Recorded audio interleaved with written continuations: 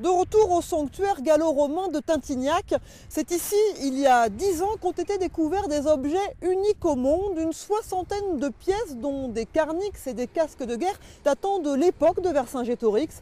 Aujourd'hui, le site n'a toujours pas été mis en valeur, même si un nouveau projet pourrait voir le jour. Donc ici, face à nous, on a le temple, et puis à ma droite, ici, le bâtiment qu'on appelle tribunal, fouillé entre 2009 et 2012, également recouvert. Pourtant, il y a quelques années, d'imposants vestiges avaient été mis au jour ici. Mais pour les protéger, ils ont été ensevelis de nouveau. Et aujourd'hui, il faut faire preuve de beaucoup d'imagination pour se faire une idée de l'importance du sanctuaire.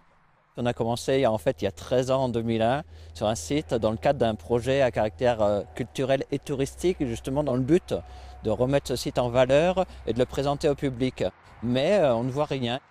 Une étude a commencé, elle a été poursuivie jusqu'en 2009 et il n'y a pas eu de suite à cette étude pour des questions financières évidemment, mais également des priorités à réaliser qui n'ont pas été tenues. Vous voulez dire que Tintignac n'était pas une priorité à cette époque-là? Priorité financière, pas pour tout le monde. La soixantaine d'objets vieux de 2000 ans et découverts lors des fouilles ne sont pas plus mis en valeur.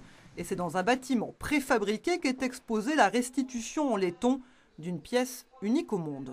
Les carnixes, les trompettes de guerre comme celle-ci, on en connaissait quelques fragments dans l'Europe entière. Et là, d'un seul coup, en 2004, au fond de cette fosse, on trouve les fragments de cette trompette presque entière pour certaines. C'est vraiment quelque chose d'extraordinaire. Voilà. Surtout qu'il y avait également des casques de guerre ou encore des épées, des trésors conservés pour la plupart dans des laboratoires de restauration à Toulouse ou Compiègne. Mais c'est en Corrèze que sont conservés bien à l'abri des regards 3 des plus belles pièces, 2 carnixes et un casque en forme d'oiseau, secrètement gardé au musée de Saran qui a exceptionnellement accepté de nous les montrer. Car ces originaux n'ont pas vu la lumière depuis plus de 2 ans. Voilà. Sous la dernière protection, petit papier de soie, on a le casque oiseau. Donc nous, notre mission ici, c'est d'assurer la bonne conservation des objets. On est dans une salle où l'hygrométrie et la température sont contrôlées.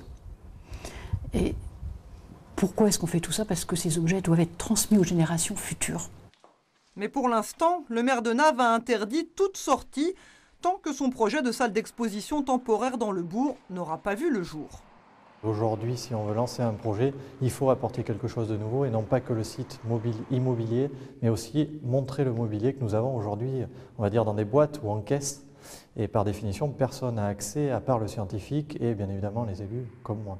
Car Christophe Géretti est bien décidé à faire aboutir un plus vaste projet avec valorisation des vestiges et réalisation sur le site d'un véritable lieu d'exposition pour un coût global de 4,5 millions d'euros.